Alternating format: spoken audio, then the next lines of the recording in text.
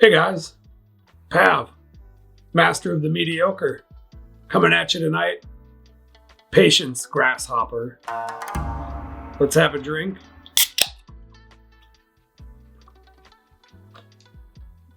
And go for it.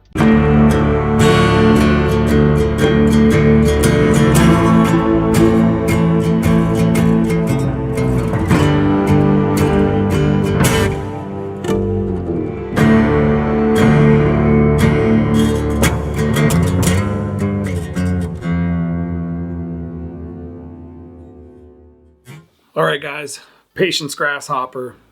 Got a 3x long streamer hook, size 10 in the vise. I'm going to start my thread, Hopper yellow thread, 140 ultra thread. Start that on there. Cut that off.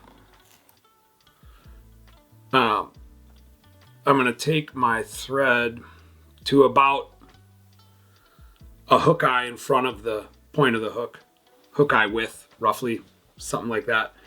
At this point, a little super glue is necessary because I'm putting a foam body on here. So just a skim. You don't want to fill up the tube of your bobbin. Using a pre-cut hopper body, 2 pieces of 2mm foam that I glue together using a contact adhesive. I have a cutter from River Road Creations, hopper body cutter, so that makes things very easy. But that's kind of what it looks like when it comes pressed out. We'll talk more about that later. But anyway, the super glue, I kind of want to have this segment of this hopper right here end where my thread is. And the super glue is somewhat of a necessity for me to get there. And so I'm going to put one cinch down and kind of let that super glue do its job. And then if I can kind of show you, we're going to X in front of that over the top and get that head cinched down so that that glue can start to work. So we just go right over the top and that'll all get covered up after the fact. So I'll come around one more time. And then I'm going to do just the opposite, and I'm going to kind of X back over to this segment right here, come down, and I'll just let that rest for just a second so that super glue can have some time to work its magic on that body. While we're waiting for that, I'm going to stack some yellow deer hair, kind of a medium stacker, but you can use a pretty good clump of deer hair for this. I don't know if you can see that or not, but anyway, so we'll take that out of our stacker. Beautiful yellow deer hair. And I'm going to kind of take my clump and I kind of want the butts of this deer hair to kind of extend just a little bit over the back of that body. And so I'll pinch that there and I'll come in with a good wrap and I'll just pull down on that to get it compressed if I can. Just like that. If you want to pick it up and do another wrap through, you certainly can, just to make sure it's really in there. But then you're going to just pick these stub ends up like this. Come in there and just cut that off as close as you can. Probably just pull that one out of there. Anyway, so now you're kind of left with this mess right here. And what I've got then is another piece of foam. It can be any color. I just use a bright one. A little bigger than the width of the gap of the hook. But that piece is going to come right up on top of here, just to kind of, all it's doing is covering this up. And so I'll come around with a wrap there. Maybe one more. Something like that. It just covers that deer hair up a little bit. Make things look kind of nice. Next we have Montana Fly Company Bard's Sexy Floss. And this is what I use for the legs. So I'll take these legs, and I've knotted them beforehand, obviously, but I take one strand and put a knot in them, and you can kind of get that nice little kink in there, kind of a knee or a joint or whatever you want to call it. But anyway, I like to hold that leg so that that knot kind of sits right at the back of that body.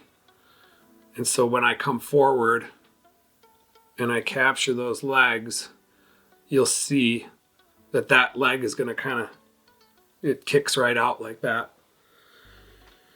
And we'll trim the back part a little bit later, and then I'll take our second leg, kind of the same deal, put it on the back here,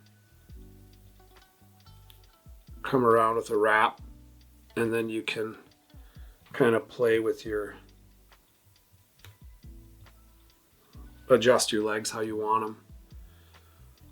So then I'm going to come back like we did before, and I'm going to come over to that head segment, and I'm going to catch that in there. And then at this point, I'm going to take my foam right here,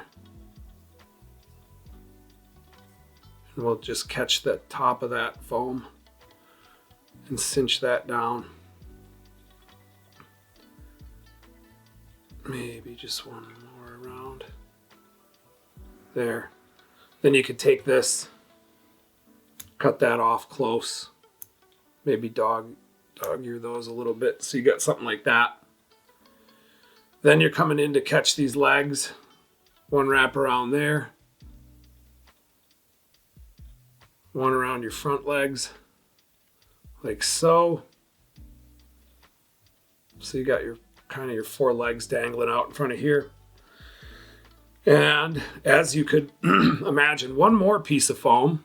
This one just kind of a little toothpick sized piece, 2 mil foam. And I just put this on here as just kind of a little radar or a sighter, whatever you want to call it. And you just kind of tie that right in on top. Couple wraps. Come in level with your scissors. There's that. And then you're just going to move your thread right up to that eye. And you can whip finish, but there's probably still some wet glue under there. So again, I'll just take this and throw in a few half hitches. Never had them come undone. 3 of them's plenty if you're putting them on there the correct way. Clip that right off the bottom. I like to pinch the legs, and a lot of times what I'll do is just kind of take my fingers. I don't really have an exact measurement. Cut them a little longer because you can always make them shorter. Cut those off. And then it's a matter of preference where you put these back ones when you cut them. But you get a nice little hopper leg like that. And just as easy as that, we have the Patience Grasshopper.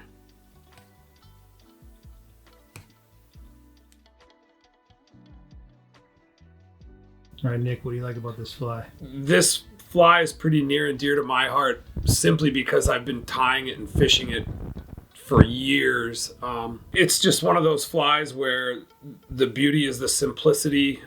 It lacks a lot of the curb appeal that kind of your Moorish hopper or a number of these other hoppers that you're taking markers out to color. And again, everybody knows my mantra of simple. I want to get out and fish. Couldn't be any quicker.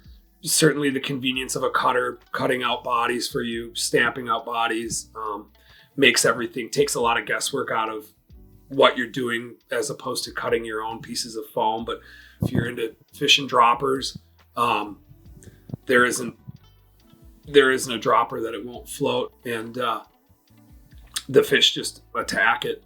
All right, folks, that does it for this episode of Drinking with Scissors. Thanks for tuning in, and be sure to hit that subscribe button to stay up to date with more Drinking with Scissors episodes. Also, do yourself a favor and head on over to blackearthangling.com to see all the awesome things we're up to. Until next time, cheers.